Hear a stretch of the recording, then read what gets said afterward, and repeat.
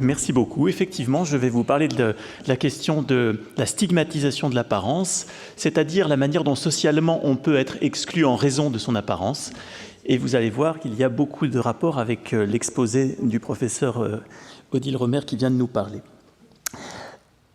Alors, dans le champ du handicap, il faut bien comprendre que ce qu'on appelle situation de handicap n'est pas seulement directement lié aux atteintes fonctionnelles, aux atteintes qui peuvent être cognitives, qui peuvent être de nature psychique, etc.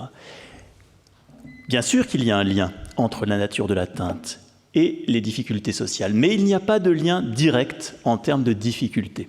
Voilà, ça c'est un élément essentiel que je voulais souligner pour commencer.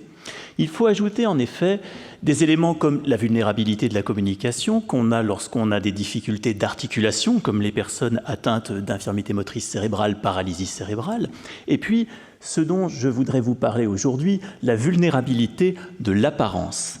Je vais parler effectivement des handicaps visibles, ou plus exactement d'atteintes visibles qui pourraient très bien ne pas être considérées comme des handicaps puisqu'il n'y a pas d'atteinte fonctionnelle et qui pourtant, en termes de difficultés sociales, sont comparables à des handicaps. Et je vais insister cette fois sur l'image de soi qui se construit en associant des jugements externes, des souvenirs de situations, à des images visuelles comme l'image de soi dans le miroir et des représentations qu'on peut avoir de soi-même. Cette image de soi, elle est une interface entre l'intérieur, la manière dont on se sent, et l'extérieur, la manière dont on est jugé. Et cette interface est extrêmement poreuse au regard des autres. Alors, ce qu'on appelle le regard des autres, il faut être prudent par rapport à cette idée, puisqu'en fait, ce sont autant des jugements que des regards. Il y a un véritable poids de ce regard, qui trahit d'ailleurs une inquiétude chez celui qui regarde. Ça peut être un écho avec ce qu'on disait tout à l'heure à propos des enseignants. Et ce regard, ce n'est pas un événement unique, ce n'est même pas un événement unique dans une journée, c'est pour les gens dont le handicap est très visible ou dont l'apparence est très distincte de l'apparence ordinaire, quelque chose qui est constamment subi, qui se répète et qui va, à terme, avoir une sorte de pesanteur psychique qui rend la vie particulièrement lourde et délicate à vivre. En effet, il y a des risques d'intériorisation de l'identité négative que les autres vous prêtent. Lorsque vous êtes constamment l'objet du regard, vous risquez d'intérioriser la manière dont ce regard joue sur vous.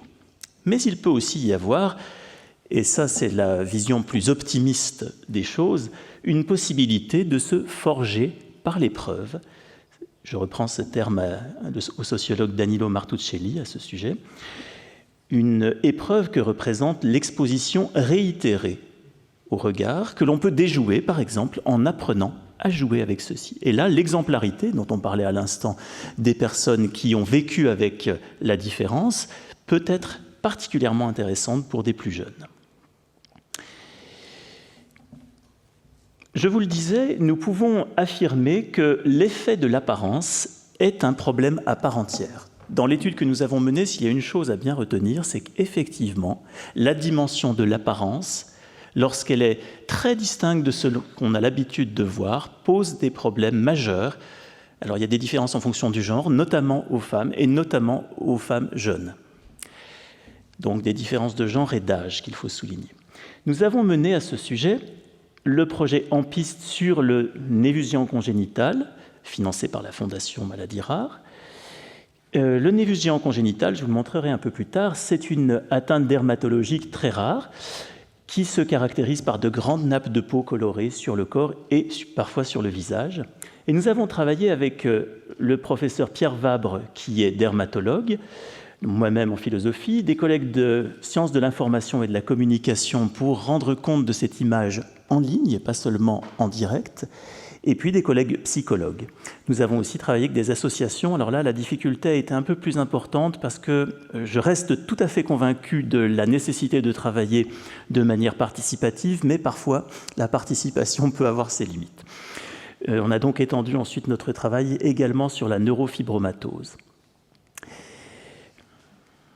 Voilà un exemple. Alors, ce sont des photographies qui sont publiques, hein. Ce sont des personnes qui souhaitent montrer justement leur apparence sur les réseaux sociaux ou autres. On voit ici par exemple Cassandra No, qui est canadienne, danseuse, et qui a un névus géant sur le visage, ou ici Libni Molano, qui est colombienne, chanteuse, et qui, vous le voyez, a un bras en particulier touché par cette spécificité. Vous imaginez tout ce qu'elles ont pu subir, notamment elle, dans son village lorsqu'elle était jeune, à propos de l'impression, je ne sais pas, d'hybridation que peut donner ce bras et les difficultés relationnelles qui en ont découlé. Mais ces deux personnes ont réussi à en faire une force, parce que c'est un moyen d'exister et d'être inoubliable.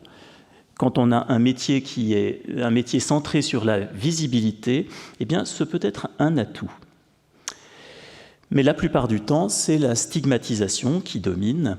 Ce rejet social des personnes porteuses d'une atteinte visible majeure, eh bien, se retrouve tout particulièrement quand le névus géant congénital est visible, par exemple sur le visage. Et ce qui m'a beaucoup frappé lors de ces études, c'est qu'on retrouve les mêmes conduites d'évitement et de rejet avec ces personnes qu'on en constate avec des personnes atteintes par des maladies beaucoup plus invalidantes. De fait, ici, il n'y a pas d'atteinte particulière.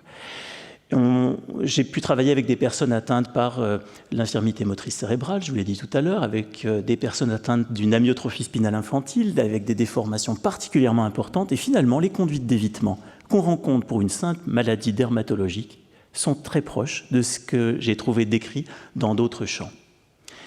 Et cela, c'est un problème majeur pour la construction de l'image de soi, la séduction quand on est une personne jeune.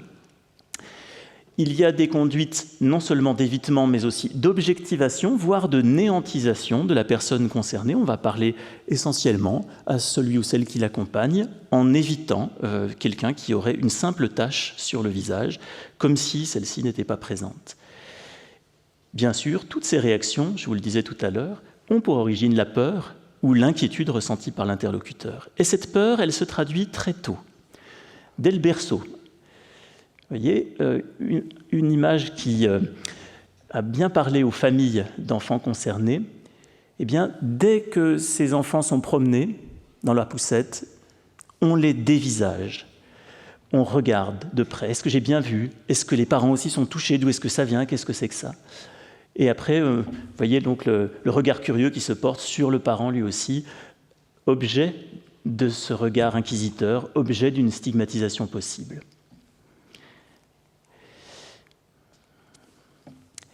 Une catégorisation négative existe aussi à l'hôpital. Vous remarquez que cette fois, je ne parle pas de croyance, mais cette fois de catégorisation. C'est-à-dire qu'on va utiliser un effort pour essayer de rendre compte de ce à quoi on a affaire.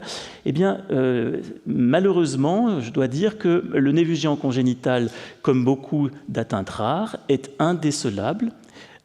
Et il est mal connu. Il est indécelable parce qu'à l'échographie, on ne peut pas voir de couleur. Donc, on n'a pas, même dans une échographie 4D, idée de ce qui peut arriver lors de la naissance. Et parfois, on a bien justement des réactions de crainte de la part du personnel médical, avec la crainte d'une tumeur, la crainte de voir une maladie qu'il faut absolument arriver à endiguer tout de suite. Et l'enfant est enlevé à sa mère avec aucune explication. Et ça, on le retrouve dans les discours des parents longtemps après, des années après, parce que ce moment de la naissance a souvent été un moment d'angoisse majeure, ressenti par les parents du fait de cette inquiétude du corps médical ou des infirmières qui se sont occupées de l'enfant à ce moment-là.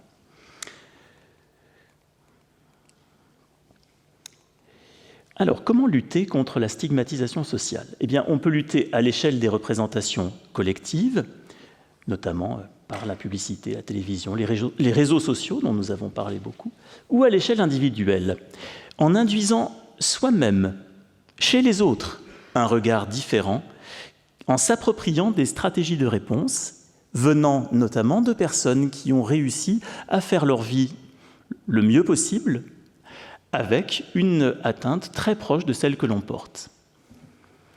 Et c'est particulièrement intéressant de voir comment on peut répondre individuellement à ces difficultés. Par exemple, une stratégie, expliquer, rassurer et distraire, expliquer aux autres de quoi il s'agit, ça ne s'attrape pas, rassurer, voilà, n'aie pas de crainte vis-à-vis de moi, distraire, tiens, pourrions-nous parler d'autre chose? Est-ce qu'on a des points communs autres que cette question de l'apparence?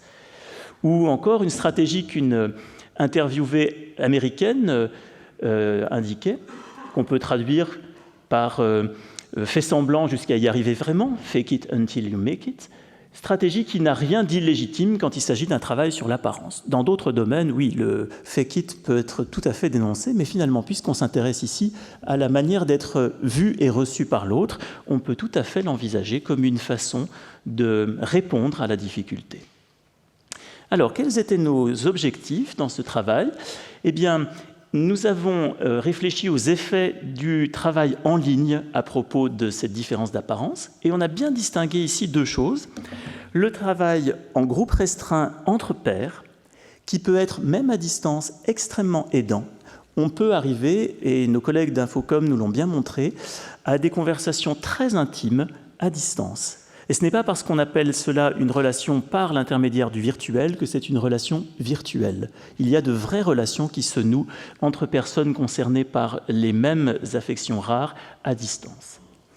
Et puis, il y a un autre aspect dont on a parlé, c'est l'exposition de soi face au grand public. Alors là, dans quelle mesure on peut l'encourager? Est-ce qu'on ne prend pas des risques en montrant sa différence? Nous avons travaillé sur différentes influenceuses, donc des femmes qui, là encore, souhaitent se montrer au public, malgré leur spécificité d'apparence, et qui ont tendance à tomber d'ailleurs dans ce que l'on peut dénoncer en général, c'est-à-dire une commercialisation du rôle des influenceurs. Vous voyez qu'on fait du placement de produits également dans ce domaine, et que les comptes de ces différentes influenceuses qui ont été analysés montrent bien qu'on sort très souvent d'un rapport de pair à pair au moment où on commence à être beaucoup plus connu et à utiliser cela dans une logique plus commerciale. Donc on peut encourager cette mise en ligne de soi quand on souhaite être visible par tout un chacun. Par contre, il faut savoir qu'on ne sera jamais reconnu seulement pour son talent, mais à la fois pour son talent et pour sa spécificité. Et on ne pourra jamais vraiment distinguer l'un de l'autre. Dans tous les autres contextes, cette mise en visibilité est à bien réfléchir car elle est indélébile. Sur Internet, on n'efface rien. Donc si vous êtes quelqu'un de jeune qui choisit de s'exposer, vous choisissez de vous exposer à vie. Deuxième aspect, quelles sont les conséquences psychologiques? Eh bien, nous les avons travaillées et nous avons confirmé l'idée de départ du docteur Béatrice de Rovier de l'association ANA, qui était que les difficultés ne sont pas corrélées, et ça c'est très étonnant, à la visibilité d'une éfusion congénitale, ni même à son traitement chirurgical qui donne ensuite l'impression d'avoir eu des brûlures. On va faire des greffes de peau, des autogreffes. Et en fait, les gens qui ont un névus très visible s'habituent à cette visibilité et savent y répondre. Ceux qui ont un névus moins visible, par exemple sur le corps que l'on peut cacher par des vêtements, vont avoir tendance à craindre d'être dévoilés et pouvoir être dévoilés dans un contexte donné, par exemple à la piscine, par exemple dans un vestiaire, c'est quelque chose qui va être extrêmement difficile à vivre, dans l'intimité également, quand vous êtes dans le champ de la séduction. Vous voyez, la visibilité de la lésion est en fait un mauvais élément prédictif. Et enfin, nous avons réfléchi aux stratégies possibles de réponse à ces regards stigmatisants dont je parlais pour commencer, avec la construction d'un programme d'ETP commun avec la filière Handy-Rare, avec des exercices de coping en groupe de pairs sur la base d'outils existants dans d'autres contextes de stigmatisation de l'apparence, que je préfère au terme de handicap esthétique, parce que justement, on est plus sur une stigmatisation qui vient de l'extérieur que pour parler d'un handicap esthétique, il faudrait que ce soit quelque chose qui soit objectivable chez la personne.